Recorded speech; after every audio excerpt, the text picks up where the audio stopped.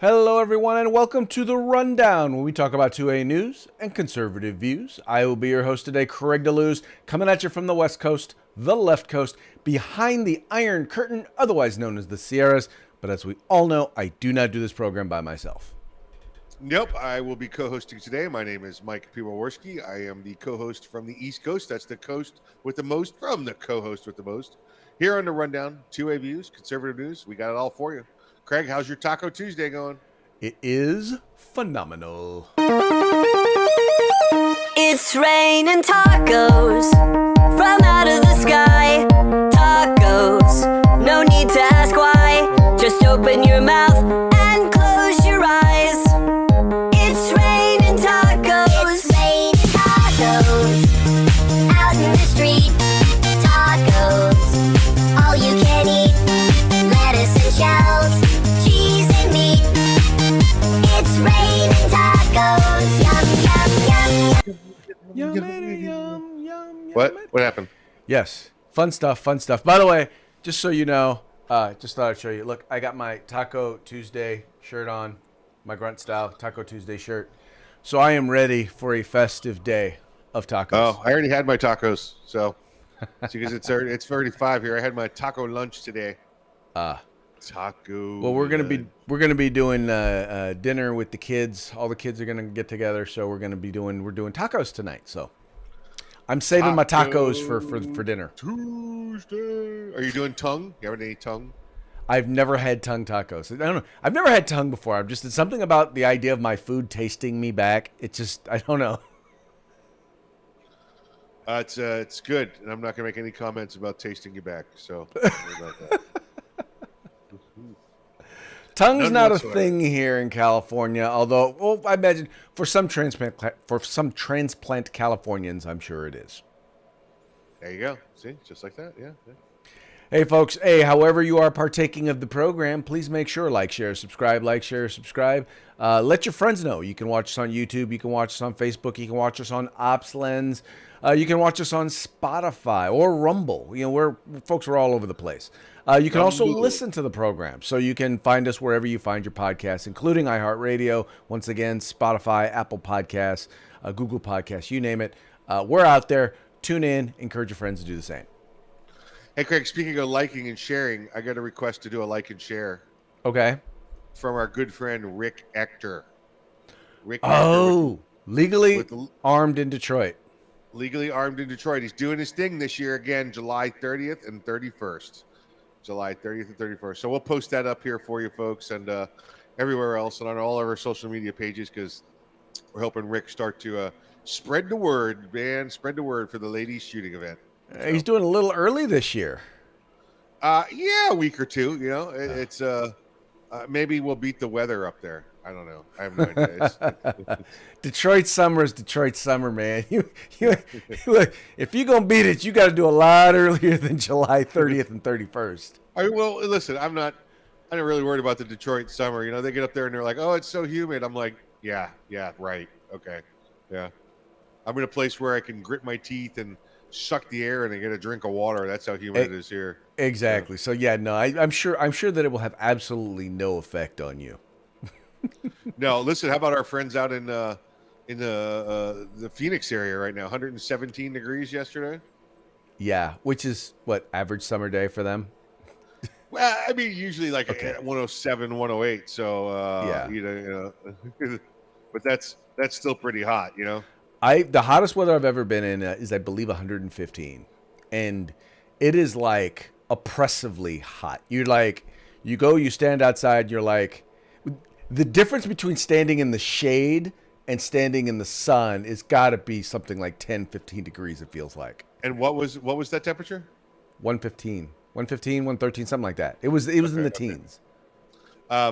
Just for the record, for Detroit, average high during July and August is 82 and 81, so that'll be nice.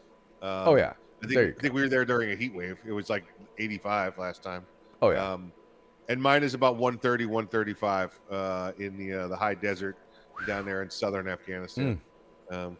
Listen, Craig, you know how when you see you could feel a breeze coming, right? And you're like, oh, a breeze. When that would happen, we would run from it because because standing still in that air was okay, I guess.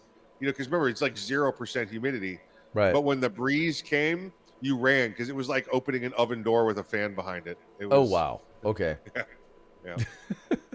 They'd run That from ain't the good. breeze down there. That ain't good. That is definitely hot. Hot. Definitely. Yep. Too damn hot. Yep. Yep. It is It's too, only hotter if you wear 100 pounds worth of gear. which I'm sure you did on occasion. And a helmet and body armor. Yeah, it only makes it better. So. All right. Well, folks, hey, it's time to get into today's news. All right, so our first two stories are kind of interesting because I wanted to kind of compare the two. Now, if you have been watching the January 6th and January 6th hearings, and I've been doing so because I've been commenting here on local media about it. First of all, let us be clear. This is not a hearing. This is not actually a hearing. This is a production. It is not just a production. It is a witch hunt it was a production of a witch hunt, right? In other words, they are going to make sure that they get all of the theatrics that they can out of this particular hearing. And yesterday was pretty much full of, and I didn't have a chance to really kind of put together my thoughts on today's yet, but yesterday was pretty much. They were talking about how Donald Trump was not willing to accept the fact that, or not willing to accept the results there the day of the election, and what they made it a point to note was they had all the people who were either on his campaign or in his family, and basically the fact that they had all told him. Well, there was a couple of things. Number one, they had told him that as the results looked that day, it would probably not be a good idea for him to declare victory. That was number one. One of the number one things that they said. The other thing that they noted, and this was very, very interesting, was they kept saying, look, as far as they knew from what they saw afterwards, there was no evidence of broad, what's the word I'm looking for? There was no of what's the word? What's the word I'm looking for, Mike? Cheating. Right, cheating sufficient enough to overturn the election. And I thought that was key because people kept saying, "Oh, well, his charges are baseless. His charges are baseless. His charges are baseless." But yet there was clearly significant enough evidence that there were some irregularities that had occurred, some of which had been explained, some of which have still not been explained, but they made it out to sound like, well, Donald Trump, and as former Attorney General Barr said, that Donald Trump appeared to be detached from reality, was the term that they appear to have, the media has appeared to latch onto. Well, you got to remember, Bill Barr was kind of this lump, this rock that sat there with no emotion, and it didn't affect him.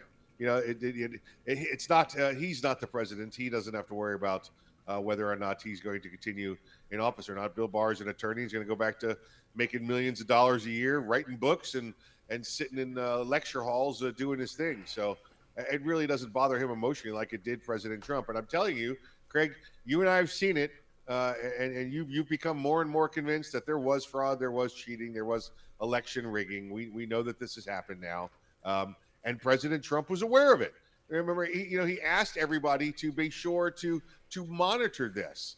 So he had an extra 100 million people out there watching for these irregularities, and it became heightened, and we saw ridiculousness going on. And I'm not going to get into all the details and all the examples because we've done that many times here. So when Bill Barr sits back and says that Trump was detached from reality, to me it sounds like here's a man who's trying to do everything he can to save the sanctity of the presidency, over the efforts of cheating that's occurred, on the liberal side of the House. I don't see how that makes him detached from reality because they have a difference of opinion on whether there was any cheating or not. Well, I think part of it had to do with not so much whether or not there were irregularities, but more what was the best way to approach it. Because even his son, Jared Kushner, and his daughter, everyone was like, okay, yeah, coming out and declaring victory is not the best way to handle. I mean, a big part of the difference between him and a lot of the people that were advising him was, okay, how do you handle this? And I also think that there were several of his attorneys who chose a path when it came to challenging the election results that was, they seemed to pick the things that were the least that were the easiest to either deny or debunk. And I just think that I think that's where, when you start talking about reality, where I think that there was disagreement amongst him and his advisors. Yeah, listen, Craig, and the methods that they chose were these nice and calm. Let's not make any waves methods. Let's go to court and fight there. And listen, I'm sorry, but we know that doesn't work all the time. How long are you and I been waiting for this case out in New York to come out? How long do we have to sit back and wait for a judge to file an injunction on certain things? If we go to court, it can be dragged out for years and years and years, right? Oh yeah, and I think the president was aware of that. So he was looking at options like, hey, folks, let's stand up and make our voices heard. Let's go over to the Capitol and make sure they know how we feel about this peacefully. I think he was looking for more along those options. And, frankly, I agree with them. When I heard what was going on January 6th and people went to the Capitol, this is not talking about the violence and we found out about that much later. But, sending tens of thousands of people over there to stand outside and make their voices heard, it was a very proud day. Yes. Here's people that are making their voices heard the way that the First Amendment was supposed to be, right? Here's my voice. Now, again, we know we had some bad actors, and every one of them should be prosecuted and go to jail. And you and I still, I think, believe that there were some people put in there to help nudge along the bad actors, right? Well, you put that together with the fact that literally Donald Trump had approved 20,000 troops, National Guard troops, for that day to be at the Capitol. Yep. It literally appears that folks on the left, and by the way, that includes Nancy Pelosi, that includes Chuck Schumer, created the opportunity for a tinderbox. They wanted it to explode. They wanted violence to erupt because they wanted to be able to do exactly what they're doing right now. Yeah, this was their plan. We know this was their plan. This is the only way they could try and beat this guy. Right. He'd beaten the pants off of them and embarrassed them for 4 years, and they spent 2 years after the midterms planning this type of event, to try and embarrass him and get him out of office. Well, Mike, and see that, and what's interesting about that is that then leads me to, the next story, which has to do also with Mr. Barr, and it has to do with his perspective on whether or not Donald Trump committed any crimes, and this was him on Fox News this was after the first day of the hearings. But I wanted you to hear what Bill Barr had to say about that. I want to pick up that same theme with Bill Barr, of course, the former U.S. Attorney General. One Damn Thing After Another, Memoirs of an Attorney General. It really is a great book, and he's not afraid to zing himself in that. It's always a pleasure to have him. Attorney General, very, very good to see you. Let me ask you a little bit about a point I was raising with the Congresswoman, and that is whether you believe these hearings are justified or trumped up, no pun intended, against the former president. It's likely in a couple of weeks they will seek criminal indictments to key players, maybe even the former president himself. How do you feel about that? Well, I haven't seen anything that makes me think the president committed a crime. What's come out so far has generally been known before. There are a few things that were new. But I do think there are legitimate areas of inquiry, but I also agree with the Congresswoman that this isn't set up as an optimal mechanism for getting at the truth, and there is obviously a big political overlay. But, I think it's legitimate to explore whether or not there was a plan to use violence to stop the vote. And if there was a plan, was the president involved? I haven't seen anything up to now that makes me think he was, and I personally doubt it. But I think those are legitimate questions. And the other question is more of a political nature, which is, did the president stand by for hours while the Capitol was under attack? and did nothing and made the comments that were attributed to him about the vice president. I think that's a legitimate area of inquiry. All right, Attorney General. All right, so what I appreciated about what he said here was this. Number one, there are two methods of inquiry. Number one has to do with any criminal activity. And the whole goal, we all know the whole goal of this is to indict Donald Trump. That's their whole goal. This is a witch hunt. They're saying we've identified the witch. We don't no need for a trial. We just need to execute. When I say execute, I mean make it so that he is either going to jail or he is not going to ever be able to serve in office again. That's their whole goal. And they're trying to do it, and they're trying to drag it out because of the second thing that he was talking about, and that is the political implications. What did Donald Trump say? When did he say it? When did he try to quell things or anything along those lines? But once again, I still go back to the point. What crime has been committed here? Yeah, again, you and I've heard the speech, looked at the speech, read the speech. I don't see any crimes that were committed. None of the crimes were committed at all. And I would also, make note. Whereas I see Bill Barr looks like he may be trying to save a future position in the presidency. If he gets reelected, with his first set of comments there. But when he says things like when the Capitol was under attack, did you hear him say when the Capitol was under attack? Folks, let me tell you something right now. If 10,000 people attacked the Capitol wouldn't be there anymore, and none of its occupants would be walking around. That's when an attack is, okay? You might have 10,000 people that showed up to protest, is what you had, with a couple of trespassers. There was no attack. If there had been an attack by 10,000 people, trust me, there'd be ruins laid in waste. Well, now there were, and once again, I when I say a handful, I feel very comfortable in saying a handful because only a handful of people have actually been charged with physically assaulting and attacking officers there. So there were a handful of attacks of people who were attacking. Hold on. A small minority of the people, of the total people who were who went into the Capitol or were at the Capitol, and an even smaller minority of the people who were there in Washington, D.C. that day to support the president. Okay, words have meaning, Craig, and an assault and a theft is not an attack.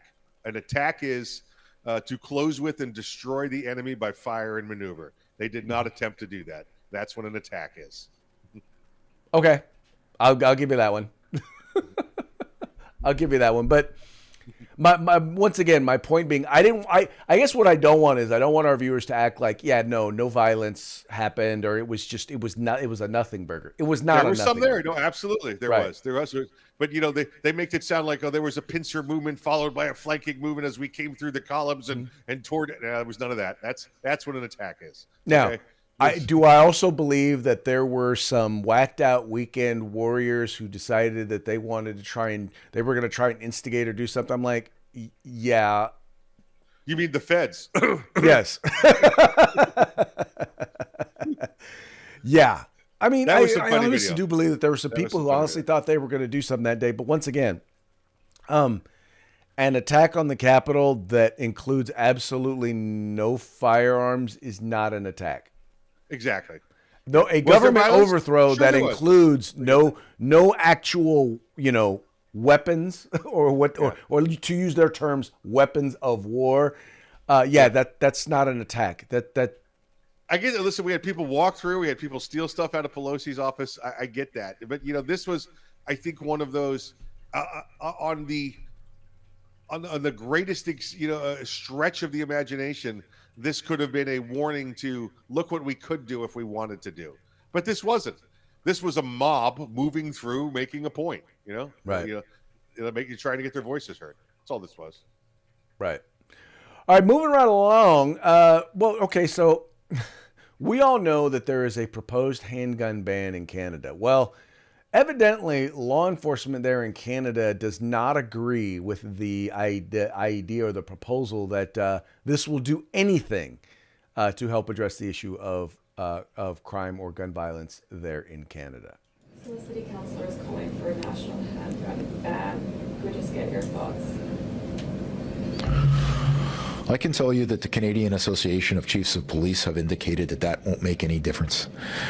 When we seize handguns, the handguns are always almost 100% in the possession of people who have no legal right to possess them. They're almost always stolen or illegally obtained. I simply don't see, as a 27-year veteran, how adding another layer of law will make any difference anywhere in this country. When we stop somebody in this city, and police do this every single day, and they have a handgun, somehow saying that this jurisdiction, that Winnipeg is handgun free, and I'll use air quotes, is going to make it safer or easy for us is just nonsense. It won't make any difference.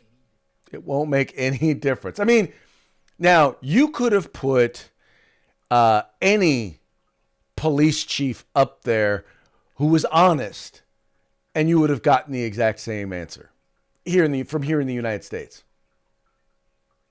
Yeah, absolutely. Listen, folks, I want to make sure you heard exactly what he said. He said, when we as law enforcement encounter handguns with people, and then when we seize handguns, it's from people that shouldn't have them. It's from people that are illegally using them, people that are illegally possessing them, people that have stolen them. Those are where the problems are. The problems lie with, hold on, you ready for it? The criminals. The criminals that have the handguns are the problems. It has nothing to do with the law-abiding citizen. He said the problems are with the people that should not have the handguns. And by should not, he means legally should not have the handguns. The criminals are the problem. It's not the law-abiding gun owner. Well, exactly. And they generally, almost always, not always, they illegally obtain them because guess what? They're not supposed to have them. So the idea of doing a universal background check means absolutely nothing. Here in the United States, I believe that number is like 96% of crime guns are in the possession of someone who is not the registered owner of that firearm. Yeah. Either that or the firearm is not registered at all. That's what's hold on now. Wait a second. I'm in a state where we don't register guns, Craig. Yeah, well,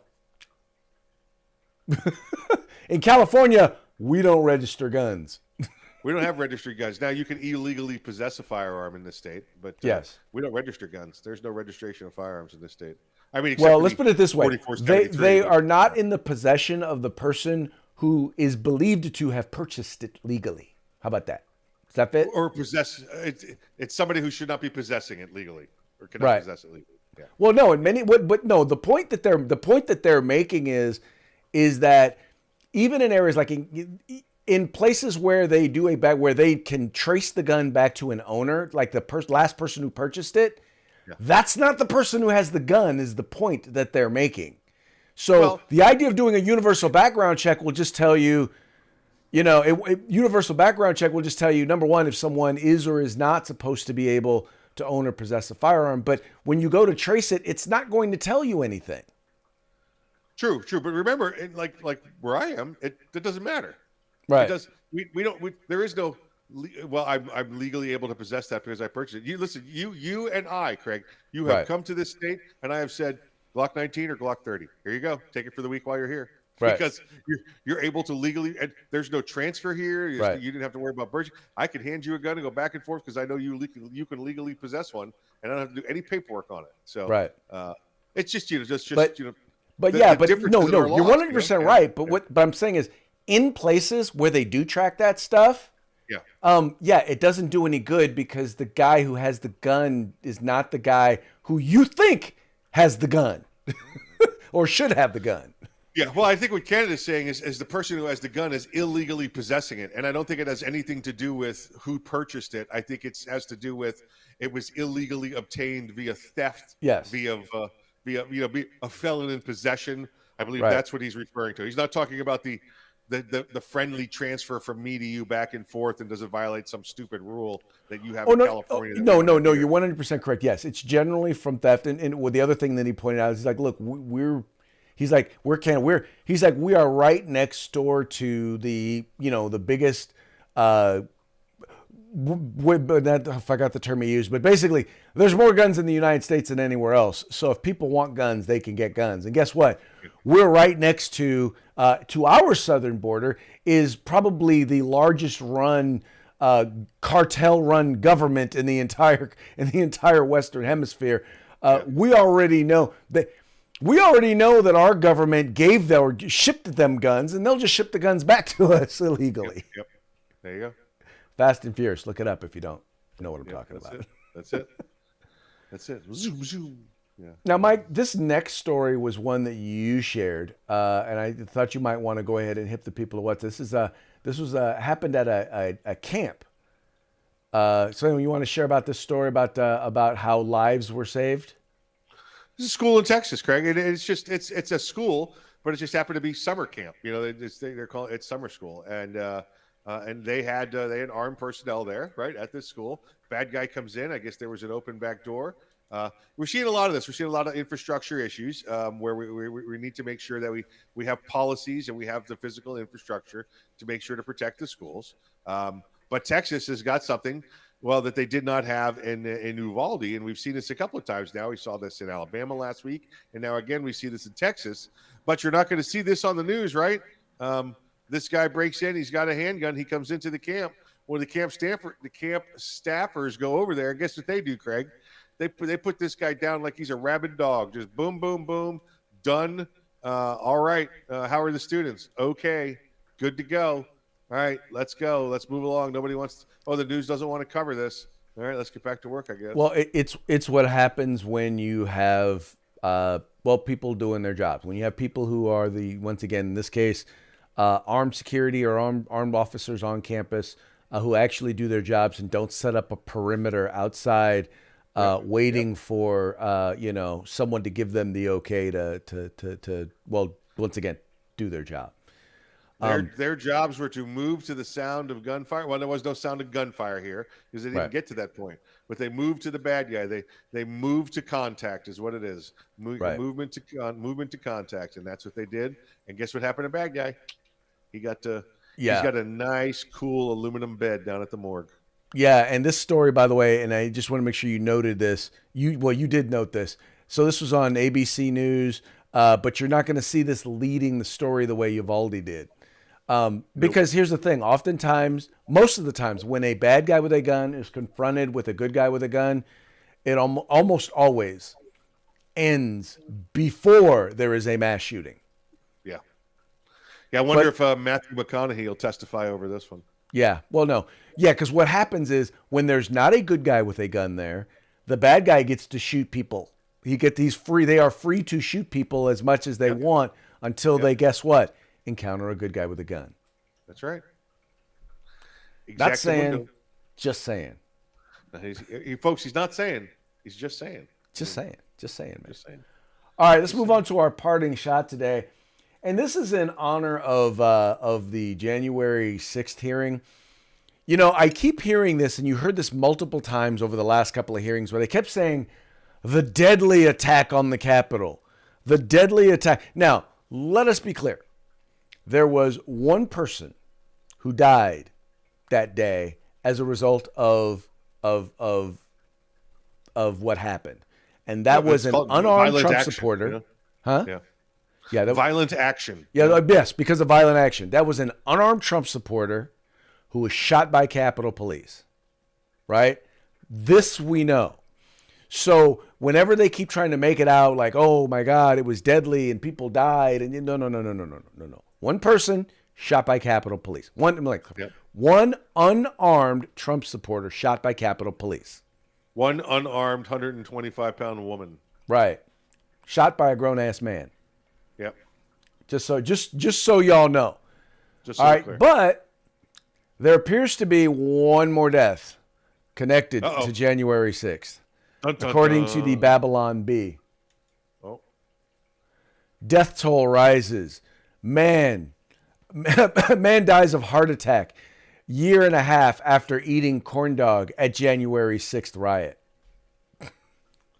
I mean, it's the silent killer, Craig, right? You know, the cholesterol. The silent killer. It stayed there. It snuck around. It was not going to be deterred, but January 6th was going to have another victim, and that victim apparently was a gentleman eating a corn dog of a heart attack. And look directly to the left of him, or to his right, our left. Isn't that the kid from The Mask with the movie Cher? Cher? There you go. Is that him? I'll bet you. Probably so. Yep. Probably so. Yep. All right, Mikey. Hey, how about a quick shout out? by the way, just a whole another thing. This whole January 6th trial, I'm going to continue to tell you, is nothing but a farce. It is a witch hunt and a farce. I will continue to say it. It is amazing, though, how the left is completely and utterly lying and they're either uninformed or intentionally misinformed. Yeah, the left. Oh Yes. no, these are lies. These are nothing but publicity stunts. Again, to turn, hopefully, is what they're trying to do, right? Turn momentum back in their favor as we approach the midterms. That's all there is to this. Well, there you go. Yeah, that's there's nothing more to it than that. Yeah. I heard I'll be watching because I heard they subpoenaed James Franco and Elon Musk, so I want to see those two testify. So. Okay, that'll be interesting. Oh wait, no wait. I'm sorry. That was the Johnny Depp Amber Heard trial. I keep getting them confused. My apologies. They're both all right. the With same that, how about a shout out court, to our sponsors? the same kind of courtroom shenanigans in both of them. Let's say hello to our good friends at Gorilla Machining, Grid Defense, the California Republican Assembly, and of course, our new friends over at uscombatgear.com. Like I said, folks, like I always say, check them out. The links are in the description to this video or this podcast. If you like what you see there, kick them down some cash and let them know that the guys over at The Rundown sent you. With that, we're going to call it a day. Once again, remember, like, share, subscribe, and encourage your friends to do the same. We will see you tomorrow on See you on Hump Day. Hump Day.